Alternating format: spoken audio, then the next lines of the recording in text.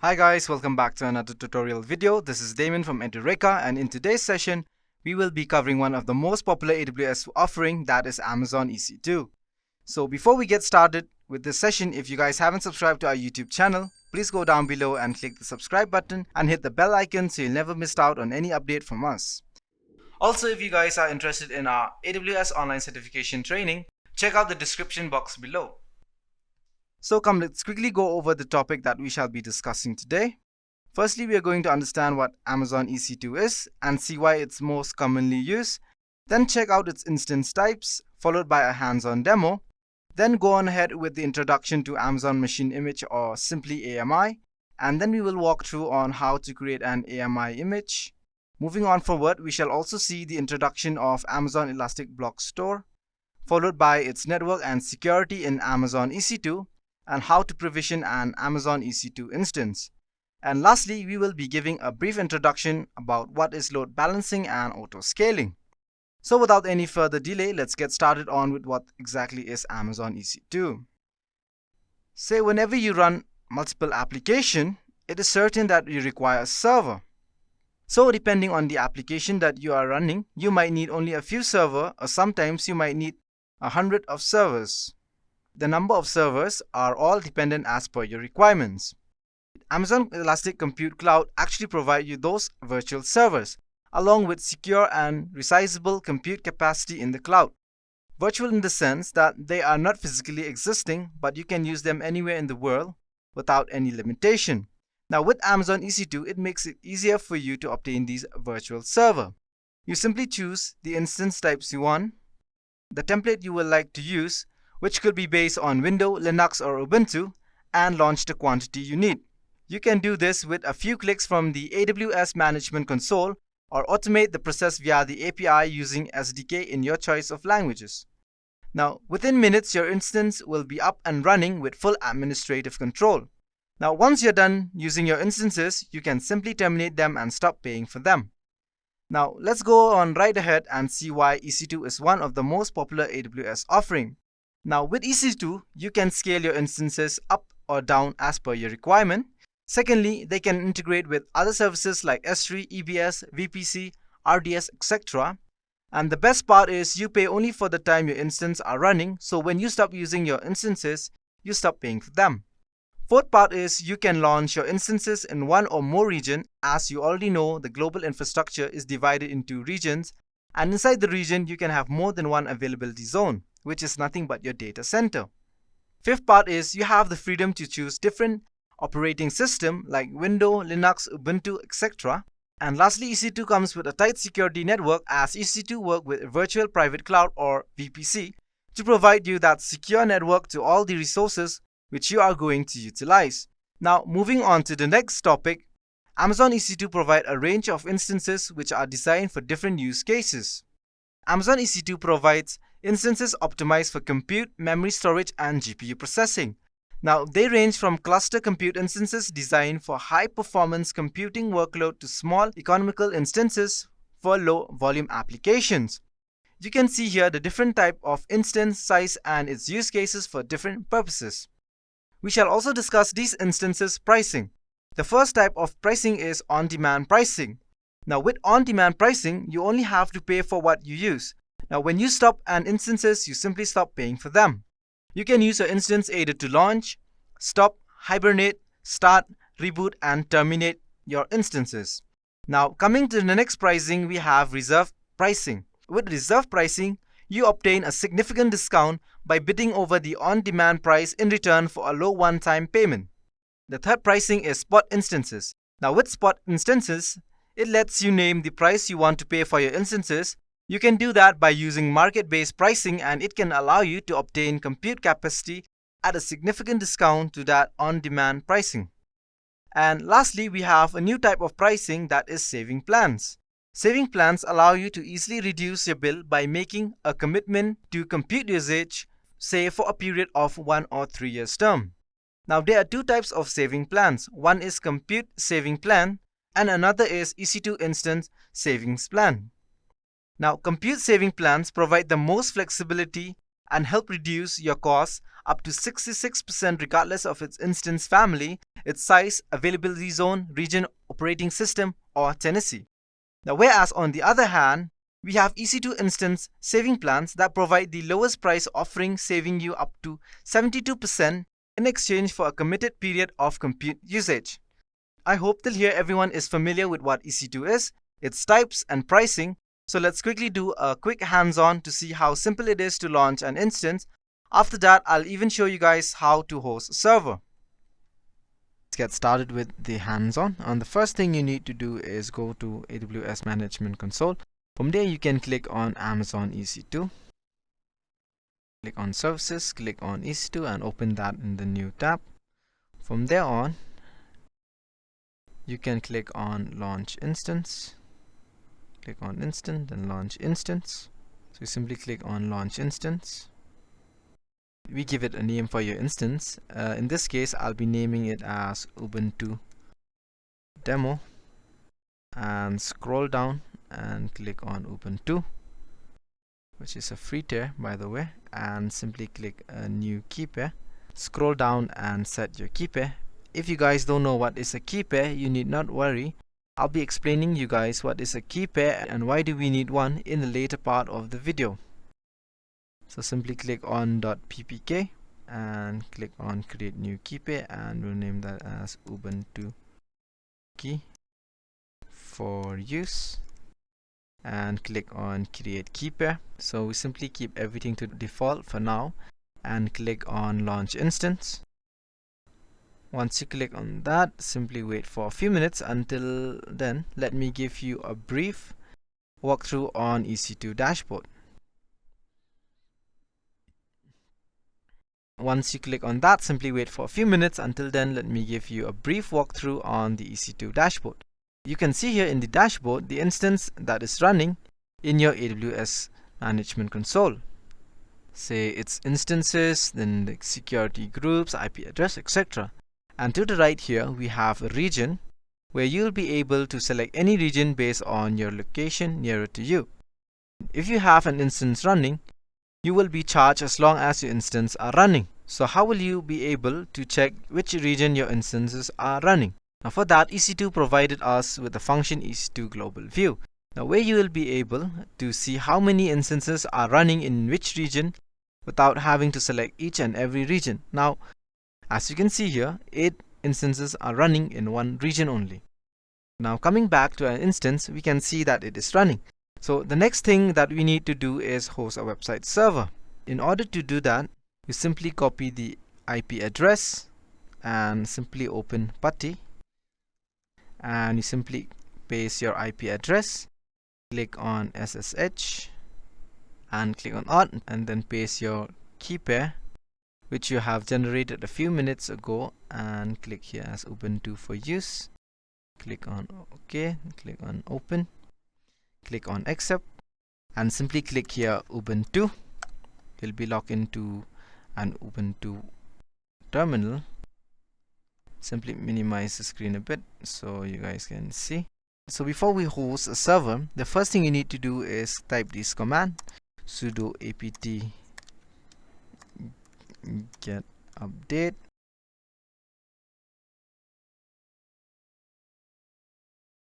So once the message prompt is done, so the next thing you need to do is install Apache 2. So in order to do that, type on the code sudo apt get install Apache 2. Click on yes.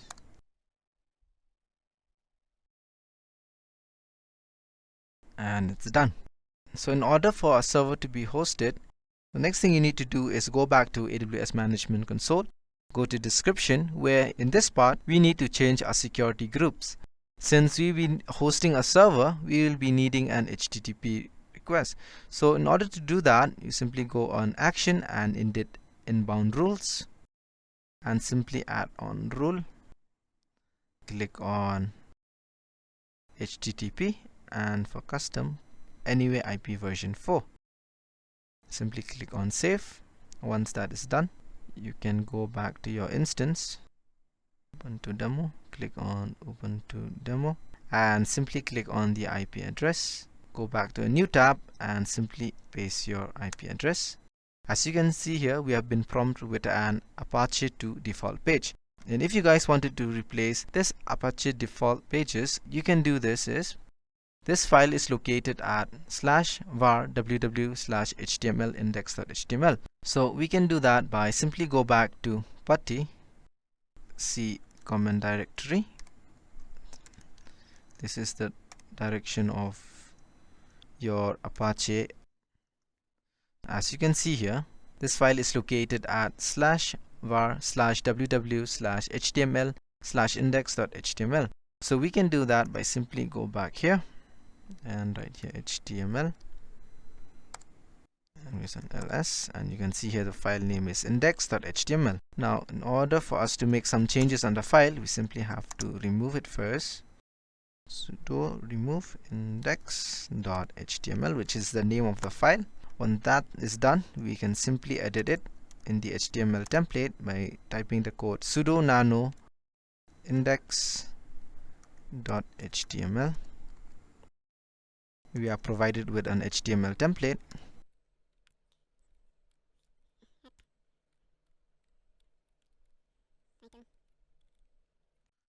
Welcome to Edureka website.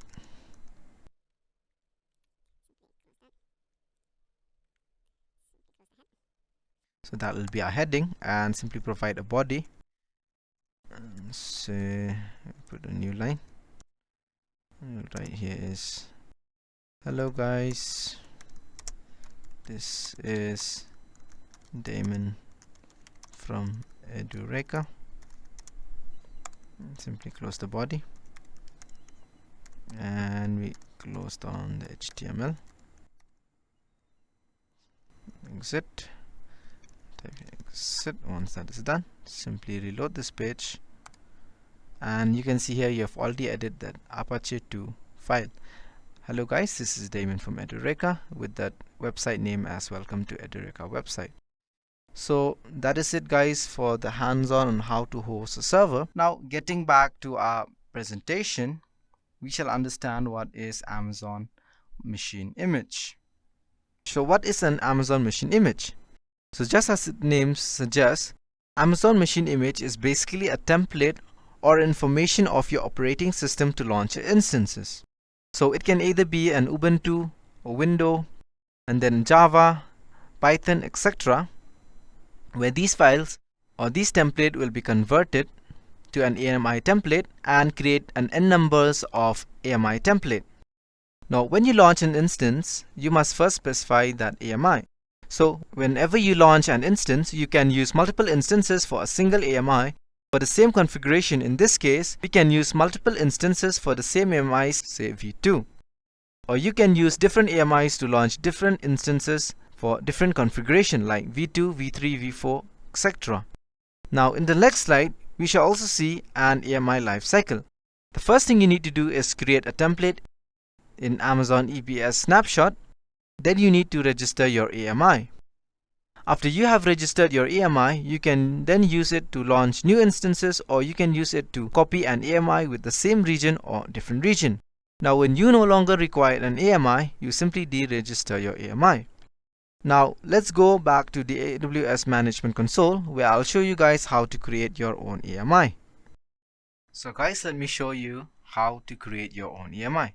In order to do that, you simply go to your instance, click on your instance that you have just created, and click on action, click on image, and click on create image. So we'll provide that a name. It'll be as an AMI image for demo. The size will be 8 GB. Set everything to default and simply click on create image. As you can see here, your image request has been created. Simply close that, go back to AMI, and you can see here your AMI image has been created and your status is still pending. So this is how you create your own AMI. Now coming back to the slide, we have Amazon Elastic Block Storage. So Amazon Block Storage is nothing but a level block storage. In today's session, we will be discussing about Amazon EBS Volume, AMZON EBS Snapshot and EBS Lifecycle Manager. So coming to the first type, we have EBS Volume, which is a durable block level storage device that you can attach your instances. Now, once you have attached a volume to an instance, the EBS volume can be used as a physical hard drive. Now, EBS volume are flexible as you can dynamically increase size, modify the provisional IOPS capacity, which is nothing but your input-output operational per second. Now that we have understood what AMZON EBS volume is, let us understand what AMZON EBS Snapshot is. Now, EBS Snapshot are used for backing up data for your EBS volume to an Amazon S3 bucket snapshots. When I say they are incremental backup, it means that only the block on the device that have changed after your most recent snapshots are saved. Now, by doing this, it minimizes the time to create the snapshot. Thirdly, we have the Lifecycle Manager, which we can use to automate the creation, retention, and deletion of EBS snapshot and EBS back AMIs. Now, secondly, it automatically copies snapshots that are created by a lifecycle policy to up to 3 AWS regions. With Lifecycle Manager, fast snapshot restores enable you to restore volume that are fully initialized at the creation and deliver all the provision performance. And the fourth point is automated cross-account snapshot copy, which means it uses cross-account sharing in conjunction with a cross-account copy event policy to automatically share and copy snapshot created by a policy across accounts. Now, coming back to the hands-on demo, I will show you guys how we can modify the EBS volume. In order to do that, go back to your instances, click on Ubuntu demo, click on the IP address, open PuTTY, and simply paste your IP address, click on SSH, click on auth, and simply browse your key pair. There'll be Ubuntu key for use. Click on open. Here you can write as Ubuntu. Once the authentication has been succeeded, we will minimize the screen so you guys will be able to see.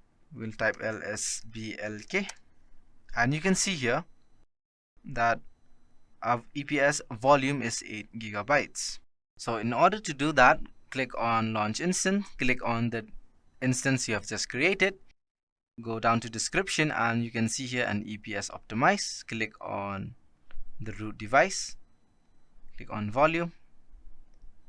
As you can see here, size 8, click on action and click on modify volume, and in this case I'll be changing it volume to 100 GB, and simply click on modify and click on yes. Click on close and go back to PuTTY and type on _LSBLK, and you can see here our volume has increased from 8 GB to 100 GB of disk. So that is how you modify your EBS volume. Now, coming back to the slide, we have networking and security in AMZON EC2. So the first networking that we will be looking into is host multiple website or multiple IP addresses. Now, what this does is it hosts multiple websites on a single server by using an SSL certificate on a single server with a specific IP address. Now, it operates network appliances such as firewall or load balancer. They have multiple IP addresses for each network interface.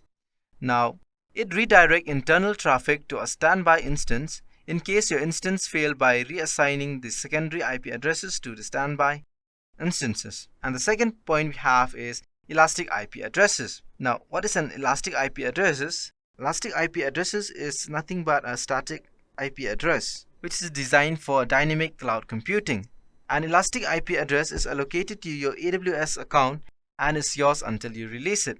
Alternatively, you can specify the elastic IP address in a DNS record for your domain so that your domain point to your instance. So guys, let me show you what an elastic IP address does. So in order to understand what an elastic IP address does, first thing you need to do is click on EC2 and go to your instances. As you can see here, I've already stopped or terminate the instance dates. So in this case, I'll be using an Ubuntu demo. As you can see here in the description, there is no IP address for this following instance. So what if you require to add an IP address to this instance which have been stopped? So in order to do that, you simply go to an elastic IP and allocate an elastic IP address. Simply allocate. Once that is done, simply click on the IP address. So we'll be allocating this IP address to the stop instances, that is Ubuntu demo. So in order to do that, simply click on associate elastic IP address and choose your instance. This is an Ubuntu demo, and click here on associate. As you can see, here is 3.7.138.126, right? So in order to check that, you can copy that and paste it in the next tab and go back there and simply click on your instance that you have stopped, that is Ubuntu demo, and you can see here that it's an IP address has been attached to your Ubuntu demo which have been stopped. As you can see here, 3.7.138.126, which is nothing but your static IP, elastic IP address. So that is how you associate your IP address to any instance which has been stopped or terminated. The next thing we have is security groups. A security group acts as a firewall for your EC2 instances. You can add rules to your each security groups that allow traffic or from its associated instances. They control the incoming and outgoing traffic. Inbound rules control the incoming traffic to your instance, and outbound rules controls the outgoing traffic from your instance. When you launch an instance, you can specify one or more security group. If you don't specify a security group, Amazon EC2 uses the default security group. The next thing that we're going to look upon is key pair. So what is a key pair? A key pair is a set of security credentials that you can use to prove your identity when connecting to an Amazon EC2 instance. Now, a key pair consists of a public key and a private key. Amazon EC2 stores the public key on your instance, whereas you store the private key.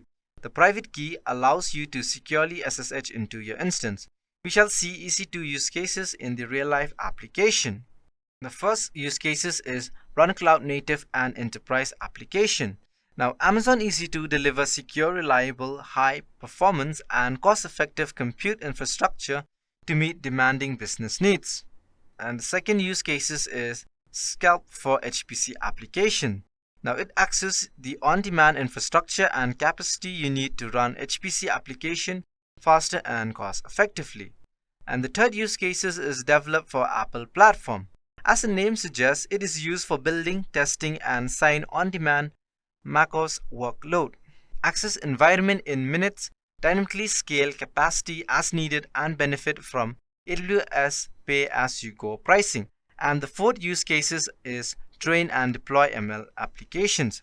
Now, Amazon EC2 delivers the broadest choice of compute, networking, and storage services purpose-built to optimize price performance for machine learning projects. Now, coming to the next part is how do we provision our EC2 instance. Now, Amazon Machine Image or AMI is supported and maintained image provided by AWS. It is basically a template for your instance to be launched. Firstly, we need to create an Amazon Machine Image, like I explained a while ago, which is nothing but a template for your software operating system. Secondly, we choose our instance type. We have already looked at a table of different types of instance in the previous slide, and basically the type is saying how powerful you want your machine to be, how many CPUs, memory storage, or GPU you want to have. Thirdly, you will configure the instances, how many instances you want, which subnet you want it to be, assigning your IP address, then its shutdown behavior, where you can stop, pause, or terminate your instances. Now, when you start an instances, it has to have an operating system, and that's a disk, which is basically a storage, and that storage is an EBS volume. When we launch an instances, we can add a tag. They are value pairs which allow you to simply identify your instance and classify it. And lastly, you review your instance, launch detail. You can go back and edit changes for each section, or you can click launch to complete your process. This is just an overview on how to launch an EC2 instance, which I have already showed you guys with a hands-on demo. So in the next slide, we shall understand what is load balancing. In this video, I will only give you guys an introduction as to what is load balancing, since the topic itself is vast. So getting back to the topic, what does a load balancing does? Elastic load balancing automatically distribute your incoming traffic across multiple targets such as EC2 instances, containers, and IP addresses in one or more availability zone. What it means is that, say when you are streaming Netflix in India around daytime or evening time, the traffic will be huge. Since a lot of people will be streaming at the moment, what a load balancer does is it manages those traffic and distribute the load to another server, which is available in different region or zone, and increase the number of EC2 instances so the load is balanced without disrupting the overall flow, and it increases the availability and fault tolerance of your applications.